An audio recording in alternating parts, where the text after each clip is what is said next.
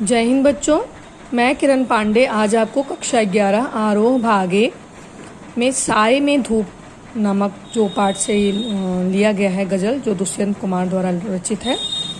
पुस्तक का नाम है साए में धूप। उनका जो गज़ल संग्रह है उनसे कुछ गज़ल लिया गया है जो कि आप लोगों के ये बुक में है और आज मैं इसको पढ़ाने जा रही हूँ। और जैसा कि आप देख, दुष्यंत कुमार का जन्म सन 1933 में राजपुर नवादा गांव में उत्तर प्रदेश में हुआ था। गज़ल। अब आप सोचेंगे गज़ल किसे कहते हैं। गज़ल उर्दू में कविता लिखने की एक शैली है। जैसे हिंदी में कविता लिखी जाती है जिसको हम लोग कविता बोलते हैं, उसी प्रकार से उर्दू में जो कविता लिखी जाती है उसको गज़ल कहते हैं। और गज़ल में लाक्षणिकता होती है। लाक्षणिकता का मतलब यह होता है कि बात कुछ और कही गई है और उसका अर्थ कुछ और होता है। जैसे आप लोग मुहावरे वगैरह में देखते हैं, बात कुछ और रहती है लेकिन उसका अर्थ विशेष रहता है। उसी प्रकार गज़ल में भी यही होता है। और दुष्यंत कुमार जी का ये साए में धूप से गज़ल संग्रह कुछ जो आपके इसमें है पाठ में, मैं आज आपको पढ़ाने जा रही हूँ। तो सबसे पहला है, कहाँ तो तय था चिरागा हर एक घर के लिए, कहाँ चिराग मयस्सर नहीं शहर के लिए। जैसे कि चुनाव के दौरान नेता बड़े बड़े वादे करते हैं, तो लेखक ये कह रहे हैं कि चुनाव के समय जो नेता है बड़े बड़े वादे करते कहते हैं कि हम हर एक घर को, कि अगर आप हमें वोट देंगे तो हम एक घर को सुख सुविधा प्रदान करेंगे, समाज में सभी को सुख सुविधा प्रदान करेंगे। परंतु जब वो जीत जाते हैं तभी उनके जो वादे हैं सब खोखले हो जाते हैं और किसी को कोई भी सुविधा नहीं मिलती है। तो ये कहाँ तो चिरागा हर एक घर के लिए, चिरागा मतलब दीप होता है, इसका अर्थ है सुख सुविधा से लिया गया है। तो जैसे है कि लेखक कह रहे हैं कि कहाँ तो उन्होंने ये सुख सुविधा देने का सभी को वादा किया था, लेकिन कहाँ चिराग मयस्सर नहीं शहर के लिए। और लेकिन ये जो सुख सुविधा है जब उनके जीत जाने के बाद किसी को भी ये सुख सुविधा मयस्सर मतलब उपलब्ध नहीं है। मयस्सर मतलब उपलब्ध नहीं है।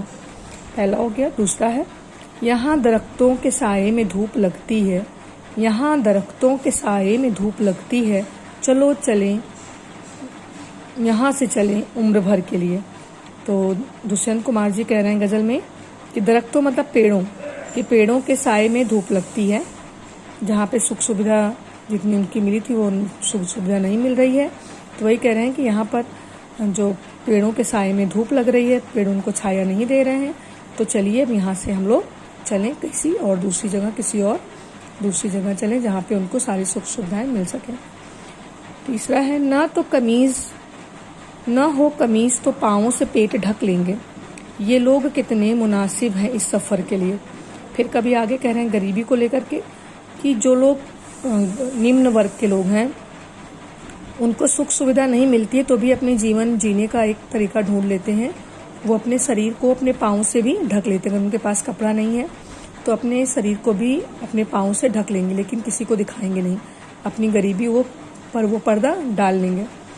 और ये लोग कितने मुनासिब हैं इस सफ़र के लिए, मतलब कि जो निम्न वर्ग के लोग हैं वो लोग अपना जो है गरीबी से बचने के लिए अपने पाँव से अपना पेट ढक लेंगे अगर उनके पास सुख सुविधा वाली चीज़ें नहीं हैं। तो वही कवि कह रहे हैं कि ये लोग कितने मुनासिब हैं, कितने उचित हैं किस सफ़र के लिए, इस सफ़र के लिए कितने मुनासिब हैं। जो नेता लोग हैं जो वादे करते हैं वो लोग कितने मुनासिब हैं इस सफ़र के लिए। खुदा नहीं न सही आदमी का ख्वाब सही, कोई हसीन नज़ारा तो है नज़र के लिए। खुदा नहीं न सही मतलब लोगों के अंदर जैसे आस्तिक लोग भी होते हैं, नास्तिक भी होते हैं, जो लोग भगवान को मानते हैं, जो भगवान को नहीं मानते। और पाप पुण्य का यह दौर चलता रहता है। जो लोग सोचते हैं कि हमें कोई देख नहीं रहा है वो पाप करता है, और जो लोग ये देखते हैं हमें ईश्वर देख रहा है वो पुण्य का काम करता है। तो इस समाज में जो बैलेंस बनाने के लिए आस्तिक और नास्तिक दोनों लोग हैं। तो वही कभी कह रहे हैं कि जो लोग ये डर रहे हैं कि खुदा नहीं है, कोई बात नहीं, आदमी जो है ख्वाब में ही सोचता है कि खुदा है और वो इनको देख रहा है अगर उन्होंने कोई गलत काम किया। कोई हसीन नज़ारा तो है नज़र के लिए, तो हसीन मतलब सुंदर नज़ारा इस आँखों के लिए है कि ईश्वर है और हम अपने पुण्य का काम करें।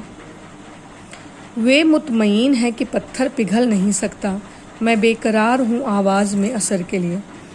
वे मुतमईन है कि आश्वस्त हैं, कि कुछ लोग आश्वस्त हैं कि समाज में बदलाव नहीं ला सकते।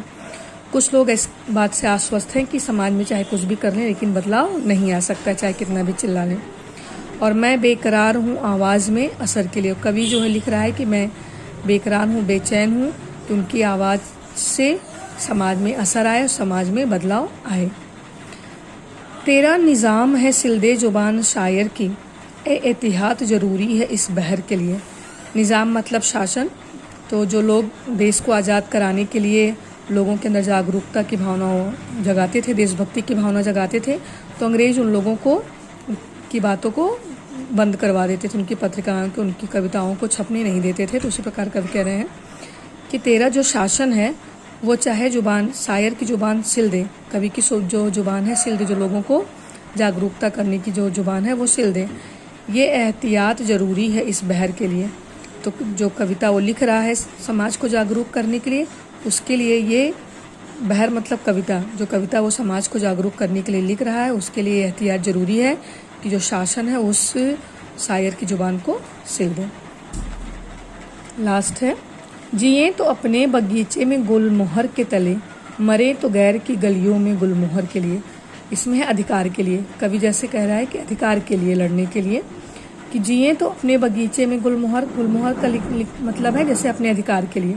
अगर हम जिए तो अपने अधिकार के लिए लड़ें, समाज में अपने अधिकार के लिए लड़ें, और अगर मरें तो हम दूसरों के अधिकार के लिए मरें, दूसरों के अधिकार को दिलाने के लिए कोशिश करें, प्रयास करें, और उसका अगर अधिकार उसको मिल जाता है और उस आंदोलन में अगर वो मर भी जाता है तो उसको इस बात का कोई गम नहीं है कि उसने अपनी जान त्याग दी। यहाँ पर अधिकारों को लड़ने की बात की जा रही है। धन्यवाद। बाकी प्रश्न उत्तर है, आप लोग इसको देखिए। जय हिंद।